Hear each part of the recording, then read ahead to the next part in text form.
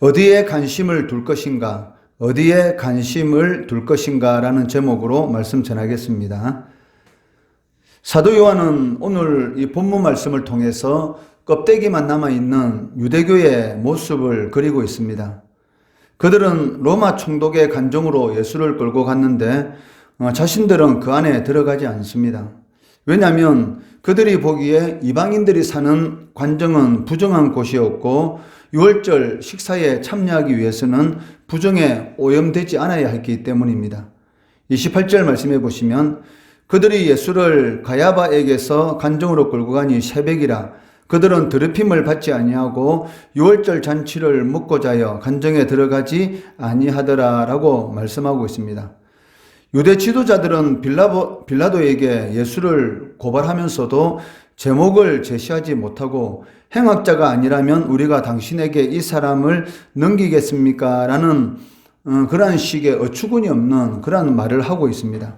30절 말씀해 보시면 대답하여 이르되 이 사람이 행악자가 아니었더라면 우리가 당신에게 넘기지 아니하였겠나이다 라고 말씀하고 있습니다. 이 말은 오늘날 정치 현실에서 너무나 자주 듣는 그런 말입니다.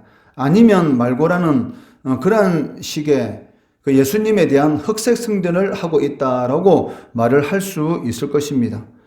자신들도 예수님이 어떤 죄를 지었다라고 확실하게 제목을 말을 하지 못하면서 어떻게 하든지 자신들의 기독권을 유지하기 위해서 예수가 사람들에게 알려지면 알려주시로 자기들이 지금까지 누리고 있던 이런 종교 지도자로서의 그런 권리, 그리고 세상적인 이런 정치인으로서의 그런 모든 이 권리가 박탈될 수 있다라는 그런 위기감에서 어떻게 하든지 예수를 죽이기 위해서 아니면 말고라는 그런 그 흑색생전의 일종으로 이 빌라도에게 예수를 고발하고 있다는 것입니다.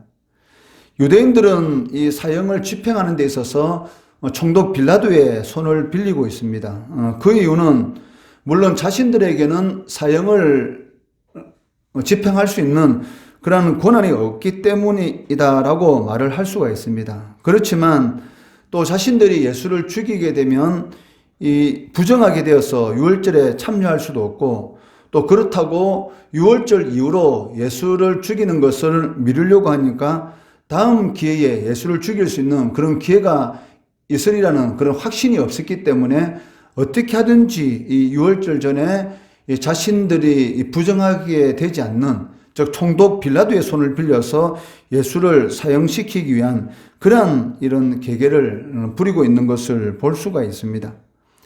이처럼 그 자신들의 기독권을 지키기 위해서 죄가 없는 예수를 죽이면서도 자신들이 하나님께서 베풀어 주신 그 구원의 은혜를 기념하는 그 유월절 명절을 지키기 위해서 부정을 피하려는 이러한 모습들을 보면서 과연 이들이 진정한 하나님의 백성인가라는 그러한 생각을 해볼 수가 있습니다. 즉 하나님의 백성이 아니었던 것입니다. 그렇기 때문에 예수님께서도 이 바리새인들 그리고 이 서기관, 이 종교 지도자들에 대해서 하시는 말씀이 무엇입니까? 그러니까 입으로는 하나님을 섬긴다고 공경한다고 말을 하고 있지만 실질적으로는 그 마음은 이미 하나님을 떠나 있었던 것입니다. 즉 사람의 계명으로 하나님을 섬기고 있었기 때문에 예수님께서 그들이 즉 유대인들이 섬기는 하나님은 헛된 하나님을 섬기는 것이다. 즉 너희들이 하나님을 섬기는 것은 헛된 것이다 라고 이렇게 책망하는 것을 이렇게 볼 수가 있습니다. 관정 안에는 예수님이 이 빌라도 앞에 있고 그리고 자신들은 이방인들의 관정에 들어가면 부정하게 된다라고 생각하고 있기 때문에 자신들은 이 관정 밖에 이렇게 유대인들이 있습니다. 그런데 희한한 모습이 연출되고 있는데 즉 이 총독인 빌라도가 이 관정 안과 이 밖을 왔다 갔다 하면서 마치 신부름꾼과 같은 그러한 이 역할을 즉 희한한 상황이 벌어지고 있다는 것입니다. 33절 말씀해 보시면 이에 빌라도가 다시 관정에 들어가 예수를 불러 이르되 내가 유대인의 왕이냐라고 말을 하고 있습니다. 즉 관정 밖에 나가서 유대인들의 말을 듣고 다시 관정 안에 들어와서 예수님의 말을 듣고 또 관정 밖에 나가서 유대인의 말을 듣고 안에 들어와서 예수님을 말을 듣는 마치 심부름꾼처럼 왔다 갔다 하는 이 총독인데도 불구하고 희한한 그러한 상황에 대해서 이 사도 요한은 이렇게 기록하고 있는데, 이것은 이 사도 요한이 그 빌라도의 이러한 모습을 통해서 그가 얼마나 하찮은 존재인지, 그 세상적인 이 권력의 욕심 때문에 진리를 이렇게 버리는 그러한 이런 그 빌라도의 하찮은 그러한 모습을 부각시키고 있는 것을 볼 수가 있습니다. 우리들도 마찬가지지 않습니까? 하나님의 자녀이면 하나님 자녀답게 살아야 되는데도 불구하고, 하나님의 자녀이면서도 불구하고 마치 이 새도 아니고 쥐도 아닌 이런 박쥐와 같은 그러한 모습으로 살아가면 안 된다는 것입니다. 새면 새고 쥐면 쥐인 것이지, 하나님의 자녀이면 하나님의 자녀이고 믿지 않는 사람이면 믿지 않는 사람인 것이지, 이것도 아니고 저것도 아닌 저 양다리 걸치는 그러한 삶을 살아가게 되면 이 사람에게서도 치이고 저기에서도 치이는 그러한 이것도 아니고 저것도 아닌, 그러니까 뜨겁지도 않고 찹지도 않은, 전혀 사용할 수 없는 그러한 이 존재로서 살아갈 수밖에 없다는 것입니다. 총독이라는 이러한 권력을 가지고 있으면서도 불구하고 심부름꾼 같은 그러한 역할의 위치로 떨어지는 이러한 모습, 얼마나 그 우스운 모습입니까? 유대인들 때문에 이 간정 밖으로 나왔던 빌라도는 다시 안으로 들어가서 예수님이 과연 유대인이 왕인지에 대해서 묻고 있습니다. 이는 그 유대인들이 죽이려고 하는 이 예수라는 이자가 과연 이 로마 건세에 대항하는 그런 반란군의 이 지도자인지에 대해서 묻고 있는 것입니다. 이처럼 빌라도의 관심은 오직 어디에 있습니까? 이 예수라는 자가 이 로마의 건세에 위협적인지 위협적이지 않는지, 여기에만 오직 관심을 가지고 있다는 것입니다. 이때 예수님의 대답은 무엇입니까? 36절 말씀해 보시면, 예수께서 대답하시되 내 나라는 이 세상에 속한 것이 아니니라. 만일 내 나라가 이 세상에 속한 것이었더라면 내 종들이 사워 나로 유대인들에게 넘겨지지 않게 하였으리라. 이제 내 나라는 여기에 속한 것이 아니니라 라고 말씀하고 있습니다. 예수님의 이 대답은 성도들이 진정으로 소망해야 하는 것이 무엇인지를 우리들에게 잘 보여주고 있습니다. 즉, 예수를 믿는 성도들은 시민권이 하늘에 있는 사람입니다. 그렇기 때문에 하늘에 있는 것들을 바라보고 살아갈 때만이 진정한 그런 행복의 삶을 살아갈 수가 있다는 것이죠. 하늘의 시민권을 두고 있고 이 세상에 속하지 않은데 마치 이 세상에 속한 것처럼 살아가면은 세상 사람들이 보기에는 이것도 아니고 저것도 아닌 그런 그 희한한 그런 삶을 살아갈 수밖에 없다는 것입니다. 한 번 사는 인생, 즉 잠시 있다가 없어지는 그런 이 세상에 소망이 둘 것이 아니고 영원한 하나님의 나라에 소망을 두고 살아가야 한다라는 것을 바로 예수님께서 이제 내 나라는 여기에 속한 것이 아니라, 이것은 오늘날 우리들에게도 말씀하신 것입니다.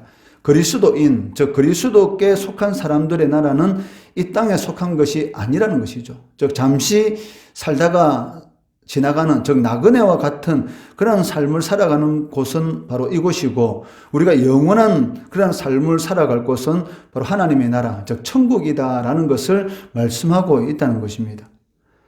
성도는 예수님처럼 이 세상에 속한 사람들이 아닙니다. 그리고 36절에 이 하나님의 나라라는 이 말에는 두 가지 의미가 있는데, 첫째는 이 땅에 하나님의 나라가 이미 임하였지만 아직 미완성적인 것이다라는 그런 의미가 있는 것이고, 완전한 하나님의 나라가 임하는 것은 주님께서 재림하실 때다라는 것을 우리들에게 보여주고 있는 것입니다. 그렇기 때문에 초대교회 성도들은 마라나타, 즉 주 예수여 어서 오시옵소서라는 그러한 이 재림신앙을 가지고 살아갔습니다. 그러한 재림신앙이 있었기 때문에 자신이 예수 믿는 것 그 자체가 바로 죽음인 것이고, 그 당시 예수 믿는 것이 모든 경제적인 그런 유익을 누릴 수 있는 권리를 박탈당하는 그런 상황 가운데 있으면서도 불구하고 하나님의 자녀다운 그런 이 마라나타의 신앙을 가지고 살아갔다는 것이죠. 이것은 초대교회 성도들뿐만이 아니라 일제시대 우리나라의 이 기독교도 마찬가지지 않습니까? 많은 사람들이 신사 앞에서 참배했지만 그 중에 신사 앞에 참배하지 않은 사람들은 바로 이 재림신앙을 가지고 이 감옥에서 이 고문을 당하다가 죽어갔고, 그리고 여러 가지 많은 핍박을 받으면서 살아갔다는 것입니다. 이어서 예수님은 자신이 진정한 왕이심을 선언하시고 진리에 대하여 증언하러 오셨다라고 말씀하고 있습니다. 37절 말씀해 보시면 빌라도가 이르되 그러면 내가 왕이냐? 예수께서 대답하시되 내 말과 같이 내가 왕이니라. 내가 이를 위하여 태어났으며 이를 위하여 세상에 왔나니 곧 진리에 대하여 증언하려 함이로다. 무릇 진리에 속한 자는 내 음성을 듣느니라 라고 말씀하고 있습니다. 이 말씀이 무슨 말입니까? 바로 예수를 믿는다고 하면서도 진리에 속한 자들도 있고 진리에 속하지 않는 자들도 있다는 것이죠. 즉 진리에 속한 자들을 어떻게 알 수 있습니까? 즉 하나님의 말씀에 순종하는 삶을 살아가게 되는 것이고 진리에 속하지 않는 자들은 하나님의 말씀하고는 전혀 상관이 없는 그러한 삶을 살아가게 된다는 것입니다. 좋은 나무가 좋은 열매를 맺습니다. 나쁜 열매가 좋은 열매를 맺을 수 없는 것처럼 진리에 속한 자는 반드시 하나님의 음성을 듣게 되고 그 말씀을 따라 살아가게 되는 것이죠. 나를 사랑하는 자는 내 계명을 지키는 자니라라고 말씀하는 것처럼 하나님을 사랑하면 반드시 그 사랑하는 그 행위가 나타나게 되는데 그것이 바로 하나님의 말씀대로 살아갑니다. 우리 남녀 관계도 마찬가지지 않습니까? 사랑하는데 사랑하는 행위가 나타나지 않는다. 그것은 사랑하지 않는 것이죠. 다만 상대방을 자신의 유익을 위해서 사용하고 있을 뿐이란 것입니다. 지금 그 오늘날 이 매스컴에 가장 그 핫하게 나오는 그 이슈가 무엇입니까? 그 이은혜라는 그 여자 사건이지 않습니까? 그 많은 이런 남자와 이 결혼하고 그리고 잠시 있다가 이혼하는 그런 일을 반복하고 있는데 과연 그 이은혜라는 그 여자가 그 남자를 사랑해서 결혼했느냐? 아니라는 것이죠. 사랑을 하게 되면 반드시 자신이 사랑하는 그런 행위를 하게 되는 것이죠. 그렇지만 사랑하지 않기 때문에 이 결혼이라는 이런 방식을 사용해서 자신의 목적을 이루는 것을 이렇게 볼 수가 있습니다. 마찬가지로 하나님을 사랑하게 되면 반드시 사랑하는 그런 모습이 보이게 됩니다. 그런데 하나님을 사랑한다고 하면서도 그 모습을 보이지 않는 것은, 그런 행위가 나타나지 않는 것은 하나님을 자신의 유익을 위한 그런 도구로 사용하기 위한 그런 거짓을 하고 있는 것입니다. 예수님의 이러한 답변에 대해서 빌라도는 무엇이라고 말합니까? 그 진리에 속한 자는 내 음성을 듣느니라 라고 말씀하실 때에 빌라도는 진리가 무엇이냐라고 묻고 있다는 것입니다. 38절 말씀해 보시면 빌라도가 이르되 진리가 무엇이냐 하더라 라고 말을 하고 있습니다. 이 말은 진리에 대해서 빌라도가 궁금한 것이 아니고 더 이상 예수님의 말씀에 대해서 들을 가치가 없다, 즉 들을 필요가 없다라는 그런 의미를 가지고 있다는 것입니다. 즉 빌라도는 이 정치적인 그런 측면에서 질문을 던진 것입니다. 그런데 예수님은 영적인 차원에서 이 진리에 대해서 말하니까 빌라도 생각에는 더 이상 예수님에 대해서 신문할 필요도 없겠구나라는 그런 생각을 하고 있다는 것입니다. 그래서 빌라도는 예수께로부터 죄를 찾지 못했다라고 유대인들에게 말을 하고 있습니다.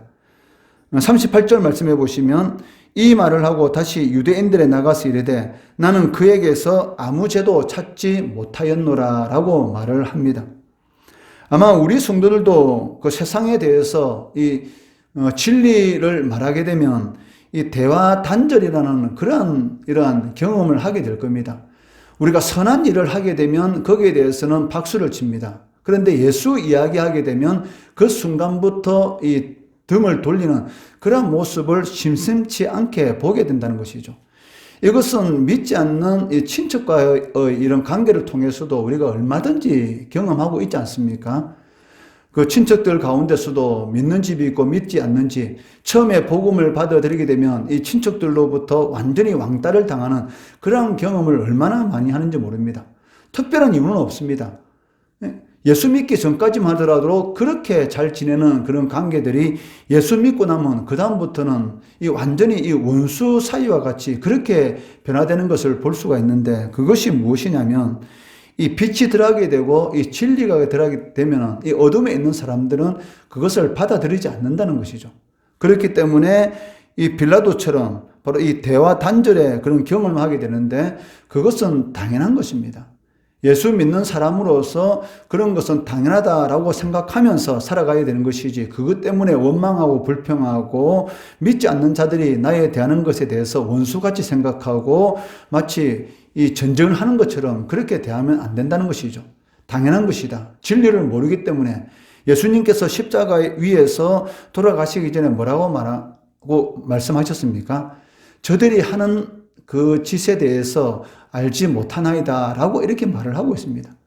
저 예수님이 그들을 대신해서 십자가에서 지옥 흥벌을 당하고 있는데도 불구하고 예수님에 대해서 희롱하고 진정으로 하나님의 아들이라면 그 십자가에서 내려오라 하면서 조롱하는 그런 모습을 보면서 뭐라고 말합니까? 저들이 하는 짓을, 저들이 무슨 일을 하고 있는 것을 모릅니다 라고 말을 하고 있습니다. 믿지 않는 자들이 믿는 자들에 대해서, 우리에게 대해서 이 대적하는 것은 자신이 지금 무슨 일을 하고 있는지 모르기 때문에 그런 것입니다. 그렇기 때문에 예수님처럼 그냥 받아들이는 것이죠.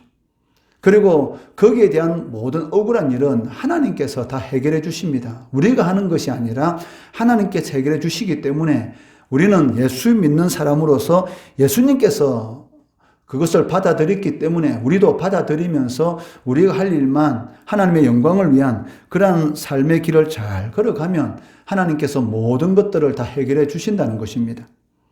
자꾸 내가 그 문제를 해결하고 내 성질대로 그 문제를 해결하려고 하니까 자꾸 부딪힘이 일어나는 것이고 문제가 해결되지 않는 것입니다. 그리고 또한 거기에 구원의 역사도 일어나지 않는다는 것이죠. 내가 하려고 하는데 하나님께 역사하시겠습니까? 전혀 역사하지 않습니다. 하나님께 속하지 않은 사람들은 진리를 알지 못하기 때문에 영적 가치보다는 세상적인 가치를 더 중히 여기는 것이 당연합니다. 그래서 진리의 말씀인데도 불구하고 세상 사람들은 허탄한 듯이 성도들 비웃고 천국 가봤느냐, 지옥 가봤느냐, 가지 않았으면서 왜 헛소리를 하느냐라고 비웃고 조롱하고 있습니다. 그럴지라도 우리는 어떻게 됩니까? 세상과 타협하지 말고 이 진리를 아는 사람으로서 진리를 고수해야 한다는 것이죠. 절대로 성도는 양다리를 걸치면 안 됩니다. 뜨거우면 뜨거우고 찼고 차우면 차와야 되는 것이지, 이것도 아니고 저것도 아니면서 이 빌라도 같이 믿는 사람이면서 진리가 무엇이냐라고 이렇게 말을 하면 안 된다는 것이죠. 진리는 이것이다라고 말을 할 수 있어야 한다는 것입니다. 빌라도는 예수가 로마를 위협하는 것과는 전혀 관련이 없다고 생각하고 예수를 놓아주려고 했습니다. 그러나 유대인들은 예수를 죽이고 바라바를 놓아달라고 요구하고 있습니다. 39절 40절 말씀해 보시면 6월절이면 내가 너희에게 한 사람을 놓아주는 전례가 있으니 그러면 너희는 내가 유대인의 왕을 너희에게 놓아주기를 원하느냐 하니 그들이 또 소리질러 이르되 이 사람이 아니라 바라바라니 바라바는 강도였더라 라고 말을 하고 있습니다.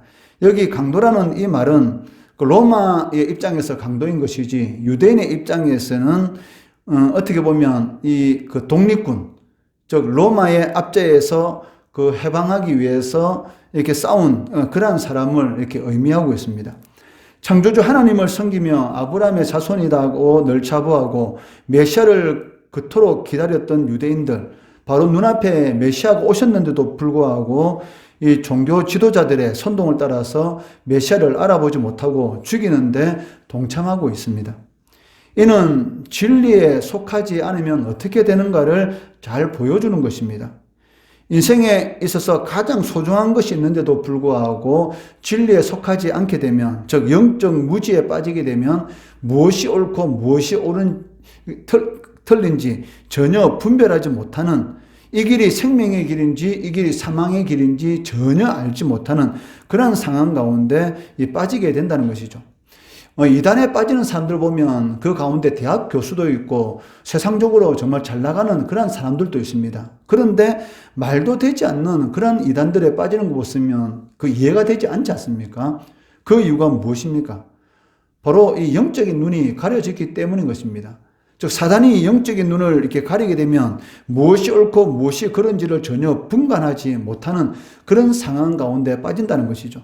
즉 예수를 믿으면서도 불구하고 성경을 흠이 없는 완전한 하나님의 말씀이다라고 받아들이지 않는 사람들도 있습니다.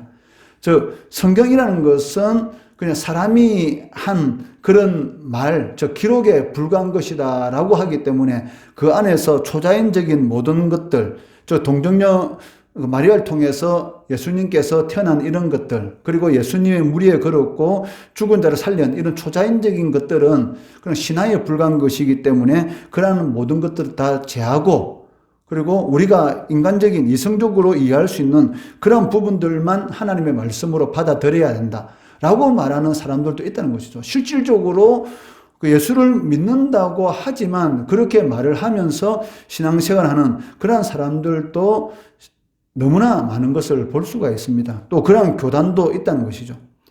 그래서 메시아이신, 즉 영적 무지에 빠지면 눈앞에 메시아가 있는데도 불구하고, 눈앞에 생명의 길이 있는데도 불구하고 모르고 사실은 죽음의 길을 걸어간다는 것입니다.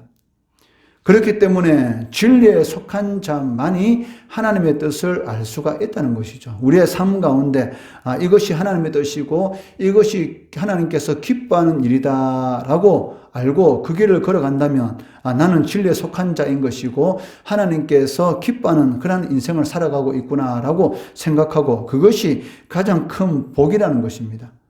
빌라도처럼 진리가 무엇이냐라고 질문할 것이 아니고 진리는 이것이다 라는 그런 확신을 가지고 하나님의 뜻을 쫓아서 살아가야 합니다.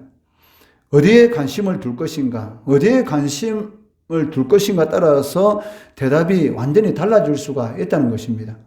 하나님의 뜻보다는 자신의 뜻에 관심을 두게 되면 진리가 무엇이냐라는 그러한 삶밖에 살지 못할 것이고, 하나님의 뜻에 우선순위를 두게 되면 진리는 이것이다 라는 확신을 가지고 선포하고 또 주님의 뜻을 이루어가는 그러한 삶을 살아갈 수가 있다는 것이죠. 진리가 무엇이냐가 아니라 진리는 이것이다 라는 그러한 선언을 함으로 인해서 하나님을 기쁘시게 하고 또 하나님을 시원케 하시고 삶 가운데 하나님께 영광 돌리시는 우리 성도들 되시기를 주의 이름으로 축원합니다.